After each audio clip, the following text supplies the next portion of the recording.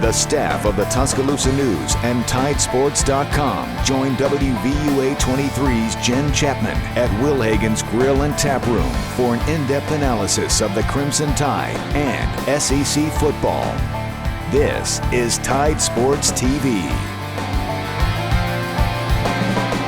Welcome into Tide Sports TV. I'm Jenn Chapman. Joining me for the big picture brought to you by the Soup Store is Alabama football beat writer for the Tuscaloosa News, Aaron Suttles.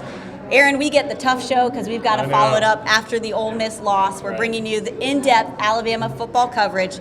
We're going to start with where we've kind of been harboring on the last couple of weeks, the quarterback situation. Saban goes with Cooper Bateman to start. He says after the game that they did that to kind of throw off Ole Miss. Did it kind of throw off Alabama? Well, you can make that argument, but I thought there was a pretty valid reason that you would go with Cooper Bateman. One is that he adds that extra element of having to defend the run. And with that Ole Miss defense being as fast and as big as they are, when you can make them do multiple things, have to defend multiple options, it makes them a little more difficult to defend. The problem was Cooper Bateman never ran with the football. Whenever there was a zone read, he handed it off to Derrick Henry or Kenyon Drake. So he never forced Ole Miss to have to defend that. And ultimately, that's why he was in the game. They didn't do it. He threw the interception, took the big hit, and they went with Jake Coker. And then Coker comes in the game, and it's almost like he ran more than Bateman did. Yeah. And, we haven't seen it during his time at Alabama, but that is exactly who Jake Coker is. He's a big kid, so people kind of assume he can't run, but he can. Because he picked up two separate runs that there was some tough yardage he added. He's more athletic than people think. So, we expected to see Cooper run, but it was actually Jake who ran. And he showed a lot of fight, and I actually think he actually showed himself more as a leader. Yeah. And he had to step up and lead that comeback. Yeah. So what did you see out of him? Well, I think he did some positive things, right? You know, he loses Robert Foster early in the game, out of the game. He throws an interception. They get down big. But, the thing that kind of stuck with me is he never quit. He had a lot of opportunity to hang his head, to kind of sulk and pout. The crowd was booing a little bit, but they didn't do that. And, he stuck with it, really started to find Richard Mullaney, the wide receiver, who he's starting to get a little bit of chemistry with. And you could see as the game went on, he was looking for where Mullaney was on the field. Got that touchdown right before the half that got them back into the game. He did some good things. Now, everyone's going to point to, and rightfully so, 3 minutes left, you got the ball, you got a chance to go down and win the game, and you throw a really bad interception. I think Lane Kiffin, the offensive coordinator, needs to help him a little bit more. I don't think that was the right call for that point of the game. He had just scrambled for, 26 yards, picked up a first down, plenty of time left. There's really no need to go for the big shot there, especially when you don't have a really down-the-field vertical threat. But overall, there was a lot of positives that Jake will take from this game and build his confidence. His inexperience kind of showed through, but it almost is reminiscent a little bit of where Blake Sims was last year. Yeah. He struggled a little bit in the beginning, and his athleticism got him out of a little bit of trouble. So this identity of this offense is still not there, and Saban basically said it today, actually speaking with offensive lineman Cam Robinson. He said they don't know their identity yet. What are they going to need to do to establish their identity? I think they figure out who they are. And I thought after the first game of the year against Wisconsin, we saw it. They ran the ball 37 times. They rushed for 238 yards, I think. This was going to be a run-first offense. And then against Middle Tennessee State, they were more of a pass offense. Obviously, it's tough to tell versus Ole Miss because they were behind so much they had to throw the ball a lot. But I thought late in the third quarter, fourth quarter, that Ole Miss defense was hanging. They were exhausted. I thought Alabama would lean on them more with Derrick Henry. That's what Derrick Henry's made for in those moments. You got a big offensive line, a big physical offensive line. Wear them down. Alabama still wanted to throw the ball down the field. So are they going to be the run first with a big running back with Derrick Henry that they should be, or are they going to try to throw the ball 50 times? You need to decide what you want to be, because in a couple weeks that schedule is going to get really, really difficult. I think they need to go back to being the run-first power team. That's the way they're built. And it sounds like that's within the play calling. Yeah. So that is really the coaches need to develop what kind of identity this will be. Well, the defense, as good as they are, there were 5 turnovers in the game. Did that just kill the defense and all their effort? Yeah, you've got no shot as a defense when you turn the ball over 5 times. And a lot of that was on the Alabama side of the field, so it makes it even more difficult. 24 points off of 5 turnovers. I know it's difficult to believe, but I thought the defense played pretty well. It's hard to say that when you've given up 43 points, but some of those situations they put them in were really, really difficult. I thought, Ole Miss came in averaging about 75 points a game. So from that aspect, yeah, they held them beneath their average. But even beyond that, I thought they limited Ole Miss's running game. Laquan Treadwell did get the touchdown, but I think Cyrus Jones did a really good job on him. It's just, when you give another team that many extra possessions, they're going to put some points up. And when you think about how many passes were batted down, yeah, they really put a lot of pressure on Chad Kelly that sometimes just didn't go their way, but still show that the defense is as strong as everybody thinks they are. They just maybe weren't in the right position. Yeah, and I thought we saw that on that goal line stand. Ole Miss went for it on fourth down and scored, but they ran the ball 3 times up the middle, and they didn't get anything. Jaron Reed played really well. Ashawn Robinson played really well. So the defense is still pretty good. I know everyone's going to be down on them because of the 43 points, but that's a tough position to put them in. And in that very first possession, for as good a field position as Ole Miss got, Alabama was able to hold that to a field goal. That was kind of like a win. Absolutely. Coming off a fumble that could have rattled the defense a little bit to start the game. Absolutely.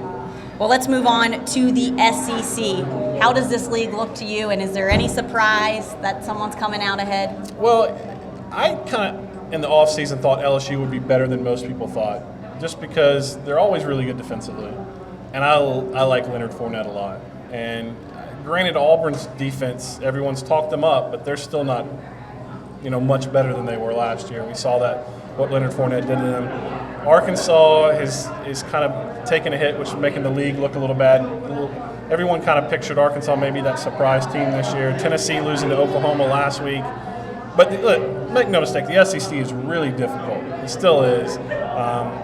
Auburn being maybe worse than people expected, and Arkansas too. And South Carolina is an absolute train wreck right now. But LSU, Alabama, Ole Miss, we still don't know much about Tennessee. But LSU and Ole Miss right now look like the top teams. And I will say this, Georgia looked pretty strong. I was just going to say, on the east side, Georgia looks like they're going to be a really tough opponent. Their running backs are just so good. But you know who else surprised me on the east? Missouri. Matty Mock just doesn't look the same as he did last year, and they don't look like the same Missouri Tigers that went and played Alabama in the SEC championship. Missouri's a hard one to figure. They have one of these games every year where you never know what you're going to get from them. Last year they lose to Indiana. This year they almost lose. Yeah. But then you look up at the end of the year and they're near the top of the East. So you're right. The Georgia game is going to be very difficult. The good thing is their strength, which is running the football, is Alabama's strength in stopping the run. So that should be maybe a close game. Yeah. Well, let's go national. The 4 teams you would say right now would go to the college football playoffs. I know it's only week 3, but if you had to pick 4, where would you go? Well, obviously start with Ohio State, which they haven't looked great. There's some trouble brewing with that offense, and Urban's going to maybe be forced to make a decision on naming a permanent starter. I like Ohio State. I don't get to see a ton covering the games, but LSU really impressed me. Ole Miss is pretty good. UCLA looks like a good team. Michigan State's got a nice... I was about to say, where's Sparty in this? Yeah, Michigan State's got a nice win. And my dark horse, and I know they struggled, but Clemson. I don't think the ACC is that strong this year if they can get past Florida State. Clemson's a team that people might sleep on. And TCU potentially too. Yeah, so TCU, there's still Baylor, plenty in the mix, and it's still so early. Yeah. Well, that's all the time we have right now for the big picture, but Aaron will be joining us later in the show when we take your questions. For now, we're going to take a break, and then we'll be back with Ben Jones.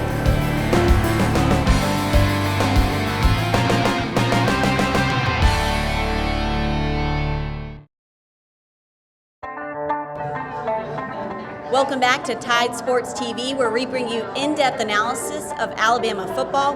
Now we're going inside the Tide, brought to you by Ziegler Meats. Joining me is Ben Jones, editor of TideSports.com. Ben, we're going to go really in-depth with Alabama football specifically with you. So let's start with, who do you think showed themselves as hidden gems during the Ole Miss game? I think one group that might not have gotten the attention that it probably deserved, and it got some attention, but I think a group that played really, really well and probably needs to be recognized is the defensive line as a whole. This is a group that I think the Alabama defense in total had 5 pass breakups. There were 4 quarterback hurries. and then there were 2 sacks also. That's 11 plays where they were able to affect the quarterback in some way. I think only one of the pass breakups came in from the secondary. So that's 10 out of about 35 throws where the defensive line was able to do something to impact the quarterback in the passing game. That's not something that any other team in the country is going to get. And also the defensive line held up really well against the run. You were able to see Ole Miss have some success in the passing game, particularly on some of the big plays, some of the busted coverages, and the miscommunications that Nick Saban talked about. But there really wasn't anything consistent there for them on the ground all night long. And every time they did something like that, it got the fans more into the game, especially after maybe Ole Miss had just had a touchdown, and then the defense shows up like that. It was almost like they electrified the crowd. You could see it. It kept putting Ole Miss in some of the holes, and that's one of the reasons why they weren't able to sustain drives. When you see them start out on 1st and 10, but then the first play of the drive, the pass gets batted down, that puts them in 2nd and 10, puts them in a hole. There's no choice to run the ball at that point on Alabama's defense. They have to throw it again. You can pin your ears back and go after the quarterback at that point. Things kind of snowball for the defensive line when they're able to play really well at the start of drives, like you mentioned. Offensively, Robert Foster is now out. He's going to have surgery, I believe, his torn rotator cuff. Coach Saban today would not rule him out for the season, but a surgery like that probably will be tough to come back. Coach Saban said he is looking for young guys to fill that position. Outside of, I think, Calvin Ridley and Ardarius Stewart, who else would you throw in that mix? I think those 2 are the most obvious candidates. Those are certainly the 2 young guys that we've seen on the field the most. Nick Saban talked this morning a little bit about Cam Sims, a guy who's been injured early on. He's a much bigger target and kind of would bring something different than what Robert Foster or Ardarius Stewart or what Calvin Ridley brings to the equation. But I think Ridley is also a guy you want to keep in mind because he's so young as a true freshman. He's only played 3 games at this point, and so from game to game, you should really start to see him progress and become more and more comfortable, see what he's capable of doing, expand from week to week. I was also impressed with how Ardarius Stewart recovered himself from that very first possession, and then he really stepped up the rest of the game. And I thought that showed a lot of mental capability to put himself back in the game. And I kind of like that they gave him the first handoff, almost to kind of give him that confidence back, let him touch the ball again. Right, and I think a lot of people have questions right now about whether there should be concerns in the return game with 2 fumbles. I don't think it's time quite to be worried about that. It wasn't as though these are guys who fumbled earlier this season. It wasn't the same guy who fumbled twice. These are 2 players who each had 1 fumble. And I think if you start to see more of a pattern going on towards the remainder of the season, that might be something to be worried about. But just 1 fumble from each of these 2 guys, I wouldn't say that's anything to lose your mind about quite yet. And since we just went to special teams, obviously the receiving end didn't show up as well as Nick Saban and the team would have liked. But how about the kicking team? They've been harped on the first couple of games, and looks like J.K. Scott got him back where he was supposed to be. Adam Griffith hit a field goal. So does that give them a little bit more confidence moving forward? I think so. I think piece by piece you're starting to see the kicking game start to come together. I don't know if J.K. Scott is necessarily going to be at the level that he was at last year for the rest of the season. I don't know if he's going to be at that level next week, but you know that he has the ability to perform that way, and I think as time goes on, you should start to see him regain that. In the kicking game, I think Adam Griffith, as we've talked about previous weeks, he has the confidence on kickoffs and continued to do a really good job and kind of pinned Ole Miss back there. The field goal at this point should really help him, and hopefully that'll get him a little bit more in the right mindset going forward. So what is the coaching staff's biggest challenge now moving forward? I think the biggest challenge at this point has to be trying to put together a passing game that can work from week to week and figuring out how that fits within the offense. When Nick Saban talked this morning, he said that he still wasn't quite sure what the offensive identity was. He said he felt a little bit more sure after the first week or 2 than he feels now. And a quarter of the way into the season, that's a concern that you're going to have.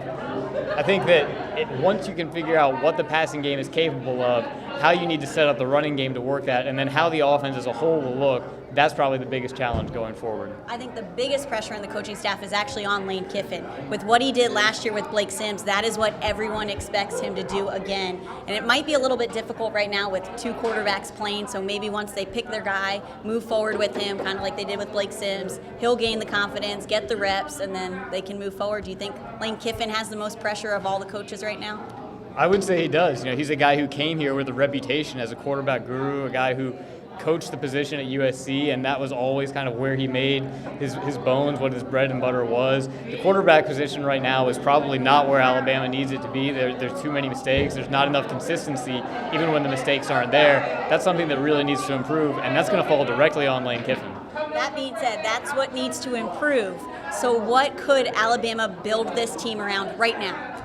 The defensive line, and the running game. I think in that way, it compares positively to some of the earlier teams in the Nick Saban era.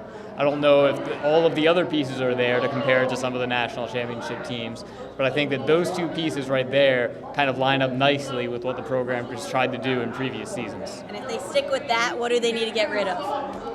Interceptions at this point. It's like Nick Saban said this morning, any offensive possession that ends with a kicker on the field, a kicker or a punter, anytime you're punting the ball away, kicking a field goal, and kicking an extra point, that's a good offensive possession. Anytime that the defense comes on the field after a fumble or after an interception or a turnover on downs, you're much more likely to get in trouble. He really didn't like that question asked at him today if the quarterbacks weren't playing well because they were trying to impress him too much and just throwing it up.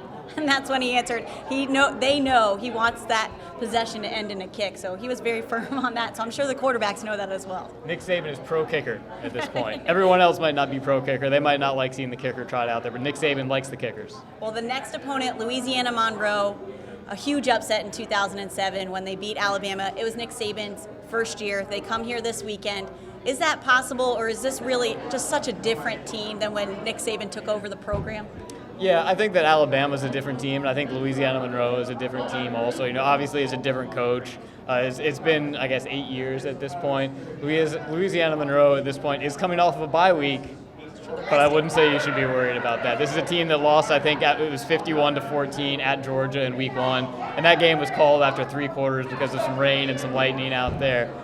Georgia's ground game was kind of unstoppable against Louisiana Monroe, and Alabama's running backs, I don't know if they're better than what Georgia's are, but I don't think there's any reason to think that Louisiana Monroe will be able to stop Derrick Henry and Kenyon Drake, and then eventually Damian Harris. I think they'll get to him this week. But the play calling has to mirror that. There has to be more play calling to Derrick Henry, Kenyon Drake, and maybe perhaps the coaches were kind of going off their defense. Ole Miss defense was shutting them down early, kept forcing Derrick Henry lateral, and that was kind of disrupting maybe their running game. I think that was part of it, and then also after the game, Nick Saban mentioned that because they were down by 3 possessions, they were in their 2-minute offense from midway through the third quarter for the remainder of the game. So that works out to be, 22 minutes, a third of the game, where you're running your 2-minute offense.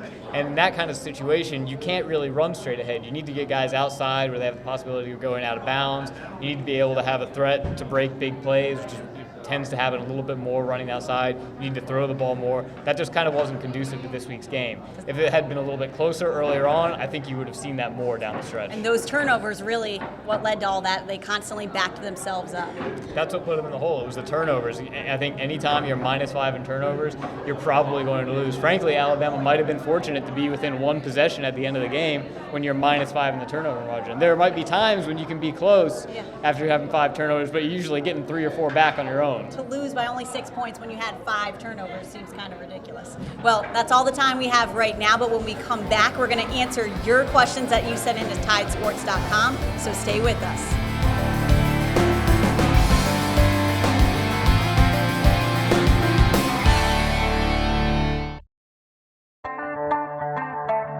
Welcome back to Tide Sports TV. It's now time to answer your questions from tidesports.com's message board. First question, what's your take on a lot of fans leaving early from the Ole Miss game? I'm actually going to answer this one first. And I was just noticing from the press box, yes, fans were leaving, but people have to remember that when that game was getting so late, people have a ways to drive home. There's people with families, kids. I think that was a lot of the fans that were leaving. The student section was still full. And this morning, Saban was kind of asked a similar question, and he said the fans were what kept his players in the game. So he wasn't there to knock them at all. I don't think as many fans left as people think did. Did you guys agree? You could see the kind of the same thing. It was a very small number of fans that left, and it was really late. And if you drove a couple hours to the game, I can understand. And they were down by almost 3 touchdowns too. I don't think that you can find 103,000 people in the state of Alabama. Well, maybe you can in the entire state. I don't know if you can find 103,000 people in this area who would be willing to sit around for 4.5 hours into the wee hours of Sunday morning and watch all of that, knowing that they might have a drive to Birmingham or to Montgomery or to another area around them. I think that there were a lot of people who stayed, but I think it was understandable that there were some folks who needed to go when they left. And to put it in perspective, the game went so late that these guys had to push their deadline back. They could not make their midnight deadline. All right, next question. What do you think of Lane Kiffin as a play caller and his impact on the direction of the Alabama's offense? You guys can take the hard one first. Well, I think one, we talked earlier about identity. He's got to decide what this team is going to be. Last year it was pretty clear from the jump. Amari Cooper was going to be the offense. This year it's less clear. You got a really good talent in Derrick Henry. He had 6 touchdowns in 2 games and really only had 10 carries the entire second half. A lot of that when Ole Miss defense was wearing down. I think he needs to decide what he's going to be, and that may not happen until they're going to have to pick a quarterback at some point and stick with that quarterback.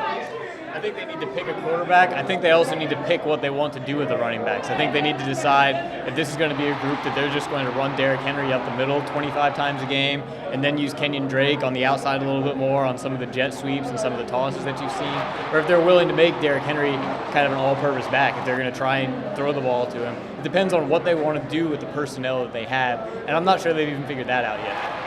If you guys had to pick a quarterback, I know this is the next question, which quarterback would you pick and give the reason why? Well, I think Jake Coker, even though he threw a couple interceptions, I think he did enough in that loss bringing them back. Where one, he earned some respect from that sideline, from his huddle, and the fact that he could have quit. It would have been really easy for all those guys to quit Saturday night. They didn't. And he actually made some plays. And we're not talking about this enough. I know they got a lot of talent. That wide receiving unit has got to get better. Losing Robert Foster is going to hurt. They're going to lean on Richard Mullaney, but Ardarius Stewart needs to step up. They're going to rely on a freshman in Calvin Ridley. Cam Sims coming back. They got to get better, but I, for my money, I'm going with Jake. I would agree with that too, because when he rushed in for that touchdown, that showed confidence, and it also fired up his team, and they were proud that he went in like that, and I think from there he was able to build. I think the wide receiving corps probably needs to help Jake Coker, but at least Jake Coker was out there helping himself with some of the runs that he had. He's not necessarily a quick guy. I don't know if he also has the top-end speed that you might talk about with Cooper Bateman, but he's such a big guy at 6'5". He's a strider, and you can see him when the linebackers drop back into a zone coverage and he sees some green space out in front of him. He can get there and get the yards with just a few steps, like some quarterbacks might not be able to. All right, what is the best realistic win total you expect from this team based on 3 games so far, and what is the worst case scenario? Well, this is a half full, half empty, I mean. The best they can finish is 11-1 regular season. I see 10-2. I think if Nick Saban takes this schedule with this team to 10-2, it may be one of his better coaching jobs. The schedule they have coming up is really, really difficult. That's why I think they need to pick a quarterback, and they probably should have picked a quarterback in March. They've done this team a little bit of disservice. We're going to be in October and maybe not know who the starting quarterback is, but the schedule is what it is. You don't make an excuse for it. You just go play. And this could be, I think, worst case, it's 8-4, and I think that's the wheels completely coming off. But 10-2 is probably doable. And this schedule you're referring to still has Georgia, LSU, Tennessee, and regardless of where Auburn A&M. is at right now, it's still always a tough game. A&M has been showing up. What would you put at their record at, Ben? I think 8-4 is right. I think that LSU, Georgia, and Texas A&M are probably the 3 most dangerous games. I think Tennessee probably looks a little bit more manageable than some people might have been concerned about back in August. I think that Mississippi State probably doesn't look quite so scary. Auburn certainly doesn't look like what people thought Auburn was going to be in August. I think if you put all that together, I think 8-4 is probably the worst case scenario. I would be surprised if they end up worse than 9-3. I think they'll find ways to win in Bryant-Denny Stadium. I actually think that was the hardest part of the loss for the players is losing at home. It makes it worse than losing on the road. And they looked, after the game, more dejected, I feel like, than after the loss last year because it is at home. It's in front of your fans.